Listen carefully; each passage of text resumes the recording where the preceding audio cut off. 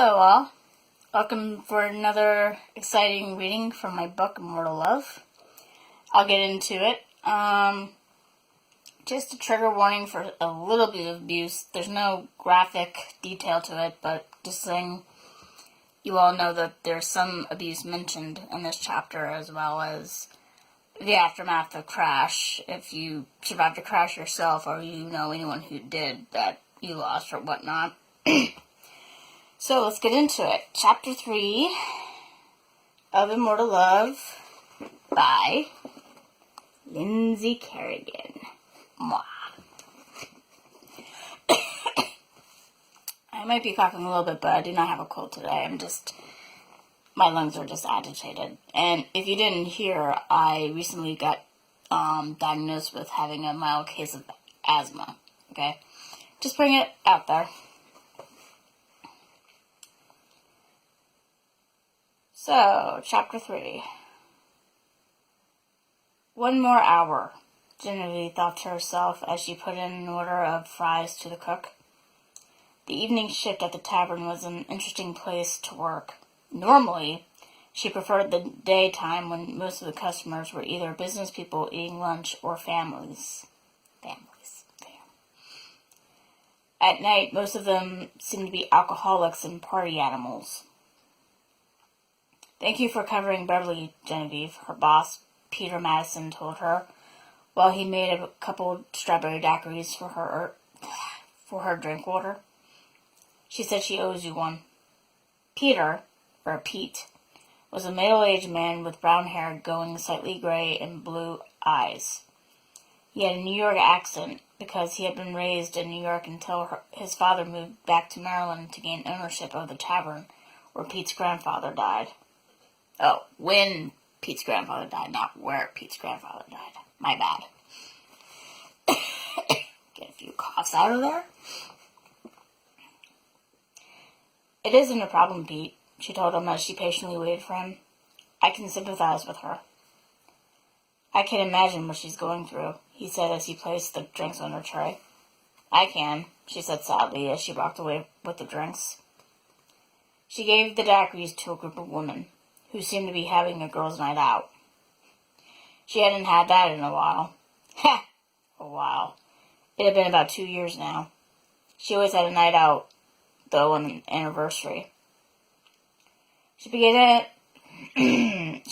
doing that when her brother Danny... I said with her brother Danny, right? Yeah. With her brother Danny on the first anniversary of the crash. Since then, they decided to make it a tradition to go out on the crash's anniversary to get wasted while honoring the memory of her husband and daughter. Fortunately for her, the anniversary wasn't for another 8 months since the crash happened the day before New Year's Eve. Oh, God. I'll let you guys know later. The rest of the hour went by pretty uneventfully, which was good for her. She hated days where she got yelled at by a customer, or the tavern didn't have something stocked, or there was a fight between customers, or they were backed up. She got off at 11 p.m. She went to the employee's room to punch out and get her belongings. As she punched out, she saw a very handsome man come out of the break room, along with Pete. Her breath caught in her throat when she realized the other man. Her mouth dropped. It couldn't be. The other man looked at her, too, with recognition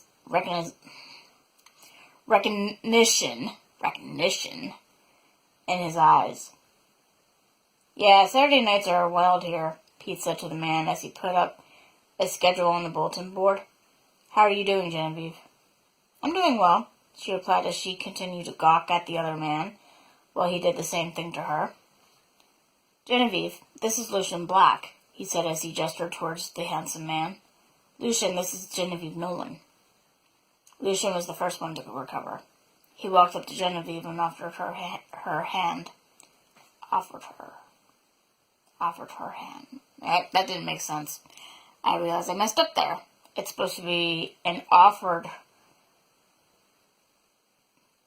I don't know, what was I supposed to do there? Okay, improv time.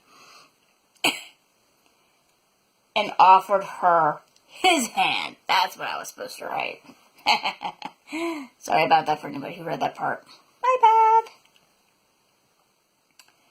It's a pleasure to meet you, Miss Nolan. She put her hand into his. It's nice to meet you too, Mr. Black. His hand felt cold. Cold. I just made up a word. His hand felt cold to the touch, as if he had been handling ice. His eyes stared into hers intently. Call me Lucian, he said as he lifted her hand to his mouth and kissed it. She swayed slightly as she felt the kiss all the way down to her toes. Okay, she muttered breathlessly. I'm going back to work, Pete said as he left the employer's room. Or is that supposed to be the employee's room? It's supposed to be the employee's room. Yeah. Anywho, there was an awkward silence as they both looked at the schedule. Did I just say silent instead of silence? I did, didn't I? Damn it. Like I said, I'm not the best talker in the world, so I apologize for that. There was an awkward silence as they both looked at the schedule. How long have you been working here? He asked her curiously. 6 months. This is the first time I've seen you here. She gave him a small smile. I usually work during the day. He smiled. Ah, that's probably why I haven't seen you before. When do you normally work? I work nights on Fridays and Saturdays. What do you do here? She asked him as she wrote down her schedule on a notepad. I'm a bouncer. Oh, that would explain why he only worked 2 days out of the week. From what she had heard, Maddies could get wild on Friday and Saturday nights. When are you working this week? Lucian asked. I'm back to my old schedule starting on Tuesday, she replied. Pete is giving me Monday off since I'm working on Saturday. Pete told me you were covering for Beverly until Saturday night, he remarked. I think that's very nice of you, so Beverly can sit by her husband's side at the hospital. I heard it was a horrific car crash. She smiled at him. Thank you. You are very welcome, my dear. It's just that I understand where she's coming from, she explained. It's nerve-wracking when you don't know if they're going to pull through or not. Even when you think they will, the opposite of that can happen. I see what you mean. They looked at each other a brief moment. Well, I'm going to go home now, she told him, breaking the silence. Is it okay if I escort you to your car? She looked at him in surprise. Nowadays, very rarely, did a man volunteer to walk a woman to her car. On top of that, it seemed there was nothing very... let's see where I went wrong there. Scratch that. On top of that, it seemed there was something very old-world about him. Maybe he liked to be old-fashioned. Then again, he was a bouncer. Maybe he did this on a regular basis. She thought for a bit. Sure, you can walk me to my car. They both said goodnight to Pete and some of the other tavern employees as they left the tavern together. Once outside, he offered her his elbow. She took hold of it as they walked to the car together. When are you working tomorrow? He asked her curiously. From 4 to 11, she replied. What about you? I'm working from 10 to 2. So, how long have you been living in Bayhaven? Since I was in my late 20s, he replied after there had been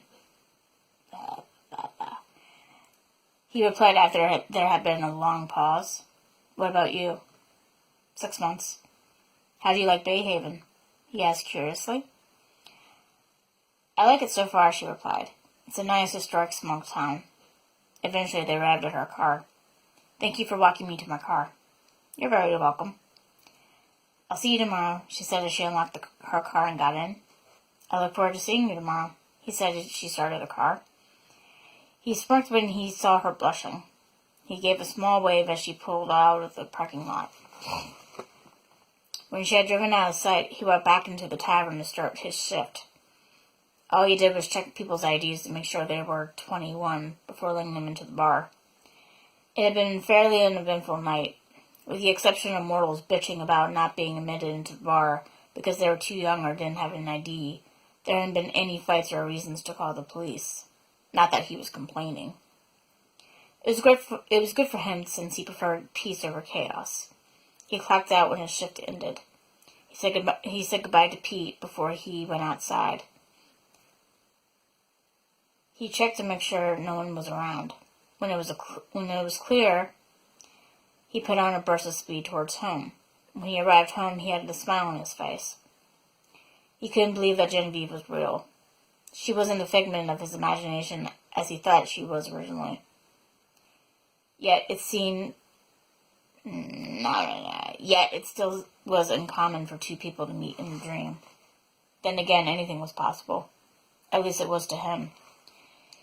He knew she recognized him from her dream, but her mind had a hard time accepting it. He learned that the human mind is very limited. If anything was out of the norm, the mind had a hard time comprehending it. With a wave of his hand, candles in the living room sprang to life as well as the fire in the hearth. He always marveled at the power he had, like bringing a flame to life by thinking it. He looked at the clock. It was 7 hours until dawn. He had plenty of time. He sat down on the couch and turned on the TV. As he was surfing channels, he mentally kicked himself for not asking Genevieve if she wanted to get a cup of coffee or a bite to eat. He smirked at his little inside joke. A bite to eat. With that thought, his hunger stirred to life. He frowned. He had fed before he went to the tavern. He shouldn't be hungry now. The dark hunger was The dark hunger... I messed up again. Round 3. The dark hunger was a dark pain in the ass sometimes. It was a good thing that vampires couldn't gain weight from blood. Otherwise, they would be very many obese vampires. The thought was kind of amusing since obesity wasn't an issue for the human race 1,000 years ago.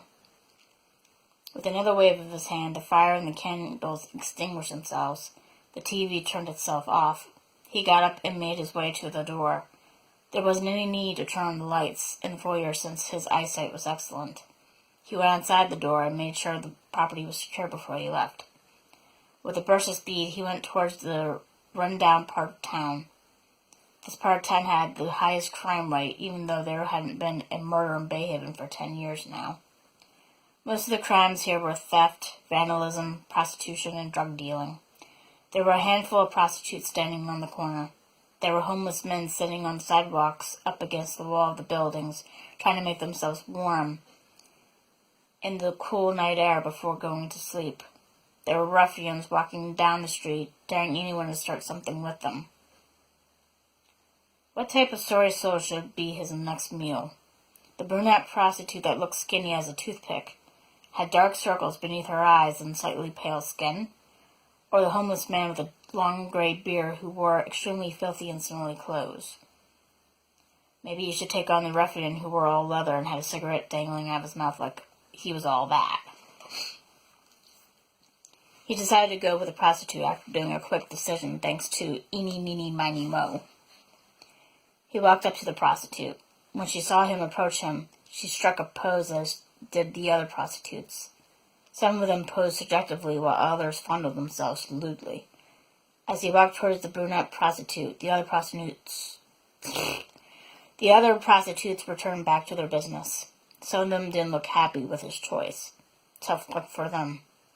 "Hello, miss," he said as he offered her his hand. "Hello," she said softly. She looked to be between 4'10" and 4'1". She had soft brown eyes that were filled with stark fear. Her beautiful creamy skin had a couple of bruises and scratches. Her brown hair was shoulder length and dirty as if she hadn't washed in a week. "What's your name?" he asked her curiously. "Hope." Fear and shame was rolling off her in waves. She didn't want to be a prostitute. She only did it because her father was making her, since they needed the money. If she didn't sell herself tonight, she would get beaten again. If she did, there would be a possibility that someone might beat her while they had her. Of course, being killed topped her list of fears. He didn't blame her. He knew when the whole Jack the Ripper case was going on in London, many women feared for their lives if they went to the corner to sell themselves. However, that's what some women did in order to get money. He hated to admit that he used to look down on prostitutes, thinking that they were nothing but dirty whores. However, after becoming a vampire looking into these women's, and sometimes the men's, minds, he saw that many of them did this just to earn money to feed their families. Yet there were people out there that killed some prostitutes without a care because they are killers, thought no one would miss them, and they were a drain on society. "How old are you?" he said suddenly as a thought crossed his mind. I'm, she stuttered. "Be honest," he said sternly. "I don't like my women to be minors." 15, she whispered. Most people wouldn't have been able to hear her, but he had. He offered her his hand, and she hesitated about taking it. He gazed into her eyes. When his mind had bent her will, she put her hand into his. He pulled her up and walked with her to an alley. He decided not to release her from his spouse since he still needed to feed. He wrapped his arms around her and pulled her into his embrace. He smelled her neck. She smelled like perfume and cigarette smoke, yet her blood smelled sweet. He couldn't smell any traces of STDs on her. Of course, she'd only been doing this for a short time from what he learned when he read her mind. He kissed the side of her throat lightly. Then he inserted his fangs gently into the side of her throat. She moaned in pleasure as he took in her life force. Whenever he took blood from his prey, he gave him immense pleasure from biting them. She tasted sweet and spicy like a ginger cookie. When he had his fill, he pulled away from her neck. He swiped his tongue over the pinpricks he had made. Within a minute, the 2 little wounds in the side of her throat were gone. Now she needed something to drink to replenish what he had taken from her. With a hand on her elbow, he guided her out of the alley. They walked to a 7-Eleven that was a block away from them. He got her a carton of orange juice and a hot dog. After paying for the items, he commanded her to drink the orange juice. She began to drink the orange juice without a qualm. He got the directions to her house from her mind. It was only 2 blocks away. While they walked to her house, Hope finished her orange juice and ate the hot dog. By the time they reached her house, she had thrown away the carton and the hot dog was gone. When they reached the front door, he knocked. The door swung open and a man stood before him. Hope's father was an absolute slob, who wore boxers and a wife-beater t-shirt. Both of them were stained with things that Lucian didn't want to think about. The man was bald, and he had a big pot belly. If that wasn't bad enough, an unpleasant smell came off him, and as if he hadn't bathed in a month. The man's gaze narrowed at Lucian before it swung to his daughter. "You're not supposed to bring any clients home," the man growled. Lucian smirked in amusement. Hope was still under his thrall. She stood there with her eyes unfocused. She probably wondered later why her belly feels a bit full, as well as why there is a taste of meat in her mouth.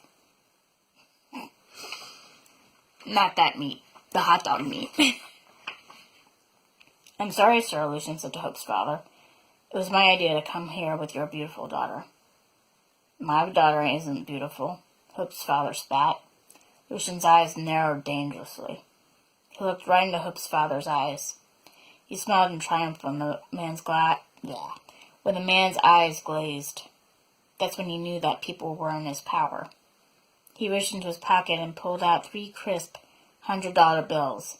He handed the money to her father. "Here's the money for your daughter's services," he said to her father. "I think she is beautiful, and you think so too. Is that right?" Hope's father nodded stoically. Lucian did a quick scan of the man's mind to come up with more information. He knew he was being her as well as neglecting her. He didn't feel like he should make money since he had a daughter. Whatever she made, he would buy booze with it. "Now, you're going to take that money I gave you and spend it on groceries," Lucian told him firmly. "You will not spend any more money on alcohol unless it comes from your own pocket. You will not beat your daughter anymore. You will start treating her with respect as soon as I leave here. You will not expect her to prostitute herself so you can get money. You will find yourself a job. Is that right?" Again, Hope's father nodded. "Good," he said as he drew Hope to her father. He looked at them both. "You got the money by having a winning lottery ticket. Neither of you will remember me when I walk away." He turned away and walked down the sidewalk. When he got to the street, he released them both from his thrall. They looked confused for a moment before going into their house. He hoped to hell that Hope's life and her father's would get better. He didn't understand men who abused their wives and children. He had a daughter himself, and he could never imagine himself hitting her. The thought hurt him so much, even though his little Raven had been dead for over 1,000 years now. He often entertained the thought of how his daughter and son could have turned out if they had made it into adulthood. With the thought, he was back at his house. With a wave of his hand, the fire roared to life in the hearth as well as the candles in the living room. He sat on the sofa and gazed into the flames. For an hour he was mesmerized by how the flames danced before his thoughts returned to Genevieve. When he saw her in the dream, she had thought she had been dead because she had been in the plane crash. She had been searching for her husband and daughter in the black void of his dream. She had been bleeding, too. He remembered feeling shocked at seeing her that had been mixed with the urge to jump. Excuse me. It was itchy. I'm going to reread that part again. He remembered feeling shocked at seeing her that had been mixed in with the urge to dump her there and to feed from her. However, she had been too frightened already for him to reveal his true self. Seeing her in Bay Haven now, he wondered if her husband and daughter had survived the crash. Though she appeared well on the outside, besides looking dumbfounded at discovering that he was indeed real, he could feel a whole range of emotions in her from anger to grief. Around 4 a.m., he decided to go to his lair. Sure, Don wouldn't be here for another hour. However, he already did what he wanted to do that evening. He balanced his banking accounts online. He read more of his novel. He watched a late-night movie on TV. He went surfing online. Tomorrow, he decided he would go ahead and clean up his house after he got home from work. He went to the cellar of his house to enter the secret entrance to his lair. He waved a hand in front of the stone that was directly in the center. He heard a click and the wall slid open, revealing a dark spiral stairwell. He went down the stairs without any kind of light on. His chamber was 12 feet below ground. So if the house had caught on fire while he slept, he would still be safe in his chamber. Of course, his lair wasn't easy to enter. As technology advanced, so did the security on his property. The entrance to his lair couldn't be opened by humans because it could only be opened with magic. A vampire couldn't enter his lair because vampires didn't tell each other where they slept. His safety precautions were why he had survived for so many years compared to other vampires. He never told anyone where he slept during the day. He never invited another vampire into his home. He tended to be a human towards others if they had any company, which is why he kept soft drinks and beer in the fridge. He kept chips and pretzels in the cabinet. When he entered his chamber, thousands of candles sprang to life. There was a large bed in the middle of the room with satin maroon sheets. There were paintings and antique weapons on the walls from spears to muskets. He undressed himself and climbed into bed. He stared up the ceiling until he succumbed to sleep. ... 5 hours later, Genevieve woke up around 10 o'clock. It felt weird to sleep in this late on a weekday. If she had been working her normal schedule, she would have already been working for 2 hours by now. She stayed in bed for a while as she thought about Lucian. It had been startling to meet him in the flesh. She had always thought he was a figment of her imagination. Maybe dreaming about him 2 years ago was a sign. Maybe that's where the saying, dreams come true, come from? Who knew? Either way, it was still a bit disturbing. Of course, by now, she should be used to such strangeness. From the time her beloved uncle died when she was 7, she had always believed she had developed a sixth sense. While empathy is a normal characteristic trait for people to have, she seemed to have a heightened sense of it. Not only could she sense emotions off people like heat from a furnace, but she could sense emotions off animals and spirits, too. The other oddball talent she had was the gift, or curse, of sight. In other words, she had premonitions. The first time she had a premonition was from a dream a couple of months after her uncle had died. It had been about a local store called Ernie's burning down to the ground. Of course, she had assumed that the dream had arisen from her fear of fire and burned things such as buildings, so she dismissed it. Then 5 years later, lo and behold, Ernie's burned down to the ground in the same location, in the same fashion as it had been in her dream. Suffice to say that it freaked her out. Eventually, the way she received premonitions began to advance. She began to have visions without being asleep. Luckily for her, she didn't have to deal with her premonition ability that much. She didn't like it. It made her feel very uneasy. There's always a 50% chance that the premonition was something else, like an overactive imagination, which she also had. She wondered if Lucian felt the same way. While she knew he had recognized her, he didn't seem bewildered about it as she had. Maybe he was expecting her. Had she finally found someone else that shared the same miserable curse as her? If she had, that would be great because it would be nice not to feel like a freak show. It was 10:30 when she finally got out of bed. She had biscuits and gravy for breakfast. She decided to do some housework until she had to go to work. She dusted, vacuumed, mopped, and straightened up her house. She took a quick shower and got dressed. Then she headed for work since she had to be there by 4. End of chapter 3. So, questions, comments about the chapter, about the book so far, don't hesitate to ask me. And I know I already put this on my page, but you can download my book for free on your Kindle and Kindle app on October 25th and October 26th at Amazon.